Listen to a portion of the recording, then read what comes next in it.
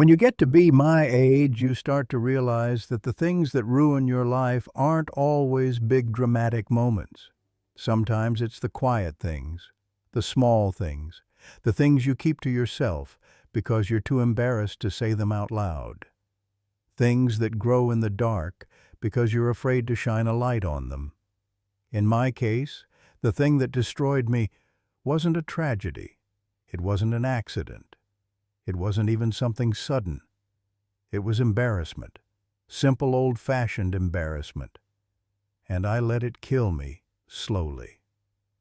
I never thought I'd say that sentence out loud, not after a lifetime of trying to appear strong, capable, put together. I was raised in a generation of men who were taught that privacy was dignity, that silence was strength, that anything involving certain parts of your body was something you simply handled yourself. We didn't go to the doctor unless a limb was hanging off or we were coughing up blood. Even then, we'd make sure someone dragged us there because, God forbid, we admit we needed help. The problems started small. They always do. That's what makes them so easy to ignore.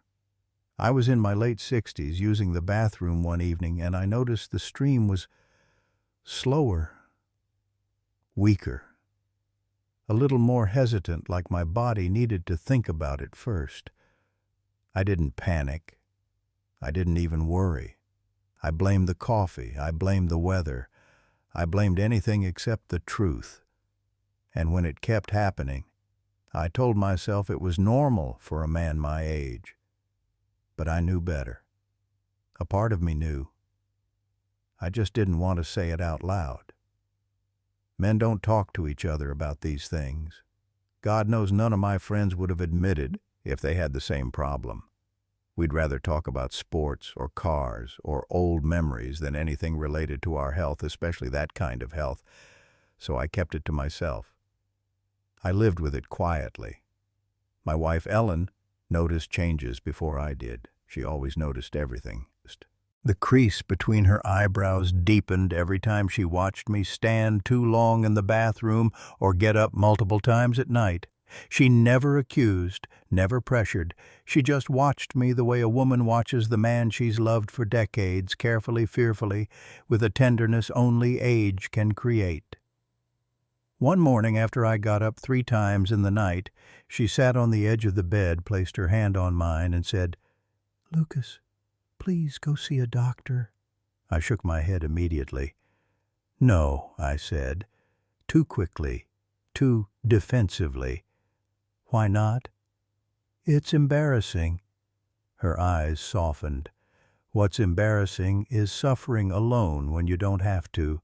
I hated how right she was. I hated how she saw through me. But instead of listening like a mature man should, I doubled down on my pride. I told her it wasn't serious, that men my age deal with these things all the time, that doctors would overreact, that it was probably just hormones or age or something simple. She said something I still hear in my sleep, "Lucas. It's not weakness to take care of yourself. It's weakness to pretend you don't need to." But I waved her off. I kissed her on the forehead, told her I'd go next month. Next month became the month after, and then the month after that, and then the month after that. And then she stopped reminding me, not because she didn't care anymore, but because she realized I wasn't ready to hear it. The symptoms got worse. The slow stream became a strain. Nights were interrupted more often.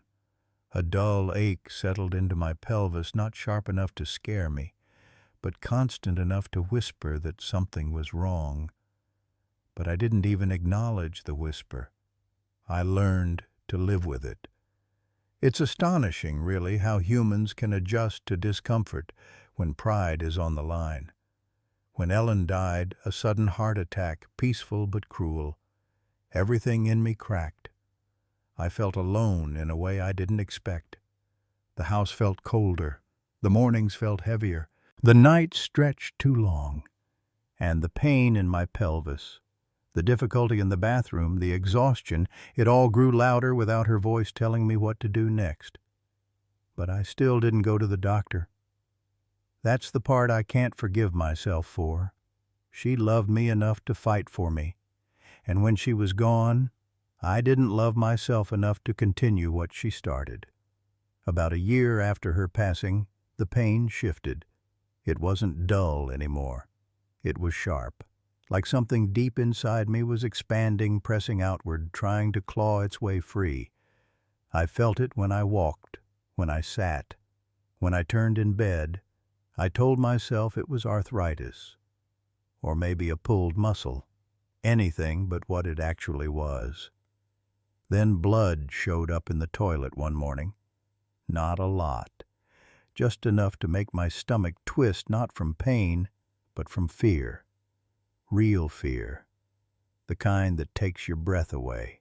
I stared at it for a long time, convincing myself it wasn't blood, that maybe it was something I ate, that maybe the lighting was weird. You can talk yourself out of anything if you're scared enough. I should have gone to the doctor that day. I should have thrown on my coat and driven there immediately. But instead, I sat on the edge of the tub, elbows on my knees, breath shaking, and told myself, not today. I'm not ready. Fear is a terrible leader.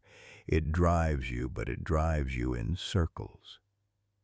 The real breaking point came months later. I woke during the night with a pain so fierce it felt like someone had reached inside me and twisted. I grabbed the sheets, gasped, tried to stand, but my legs trembled. I made it to the bathroom, gripping the walls like a man twice my age. I stood there for nearly 15 minutes trying to urinate. Nothing came out but pain. Cold sweat dripped down my back. My breathing sounded foreign in my own ears. It felt like dying. When the pain eased slightly, I crawled back to bed and cried. I'm not ashamed to say that. I cried for Ellen. I cried for myself. I cried for all the times I should have listened, but didn't. It wasn't just physical pain. It was the pain of knowing I had waited too long. The next day, my daughter visited. She took one look at me, at the grayness in my face, at the exhaustion in my eyes, and said, "Dad, what's going on?" I tried to lie. I really did. But I didn't have the strength anymore. I told her everything. Her expression shifted from confusion to fear to heartbreak. "Dad," she said, voice trembling, "we're going to the hospital. Now." At the ER they ran tests, blood work, scans, exams I had been avoiding for too many years, tests I should have done decades earlier when Ellen was still alive to hold my hand and glare at me for being stubborn. The doctor came back with a calm expression, but calm is sometimes worse than panic. Calm means practiced. Calm means familiar. Calm means this is a conversation he has far too often. He sat down, folded his hands, and said, "Lucas, you have prostate cancer." My daughter squeezed my hand so tightly I thought she'd break it. The room felt too small, too bright, too silent. The world shrank to the size of that sentence. Then he continued, "It has spread to your bones, to surrounding tissue. Stage 4, advanced, aggressive, not curable, only treatable, only delayable." My first thought wasn't, "I'm dying." It was, Ellen warned me.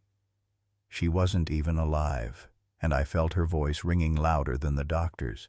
She had begged me to go, pleaded with me, not nagging, loving enough to fight for me. And I ignored her. I ignored the one person who saw the truth before I did. The treatment began: radiation hormone therapy medications meant to slow what could no longer be stopped. Side effects came quickly. My bones ached. My strength faded. My appetite vanished. Nights became longer. Days became shorter. Everything became heavier. I often imagine if things had gone differently. If I had gone to the doctor 5 years earlier, 10 years earlier, even 3 years earlier. Prostate cancer is treatable when caught early. It's one of the most survivable cancers if you aren't too ashamed to get tested, if you aren't too proud to let a doctor examine you, if you don't let embarrassment build your coffin for you. One afternoon during treatment, I overheard 2 younger men in the waiting room. One said he didn't want the prostate exam because it was weird. The other laughed and said he'd rather not know. I wanted to stand up, grab both of them by the shoulders, and yell, "I thought that too. And now I'm dying." But I didn't. I just sat there, with the weight of my mistakes pressing against my ribs. In the quiet moments late at night, early in the morning, I think about Ellen. I think about how badly she wanted me to care about myself. I think about how many times she tried. I think about how gently she said things I didn't want to hear. I think about her watching me from the doorway when I winced in pain, pretending not to notice because she knew I hated when she worried. I think about how she loved me enough to see the truth. I only wish I had loved myself enough to face it. Cancer teaches you humility. Cancer teaches you truth. Cancer teaches you that shame is deadly. Cancer teaches you that men are not invincible. Cancer teaches you that ignoring something doesn't make it go away. It only makes it stronger. If someone were listening to me now, I'd say this: don't die of embarrassment. Don't die because you're afraid of a 15-second test. Don't die because you want to appear strong. Strength isn't hiding. Strength is facing the truth while there's still time to fix it. I wasn't strong. I pretended to be. And now pretending is all I have left. I would give anything, to go back to the day Ellen put her hand on mine and asked me to see a doctor. I would go that second. I would sit in that cold exam room with gratitude, not shame. I would thank the doctor. I would thank her. I would thank myself. But I can't go back. I can only lie here dying slowly, wishing I had cared earlier. If you're a man listening to this, hear me clearly. Your pride won't save you. Your silence won't protect you. Your embarrassment won't keep you alive. Go to the doctor. Get checked. Even if you're scared. Especially if you're scared. Because dying isn't the worst part. The worst part is knowing you didn't have to.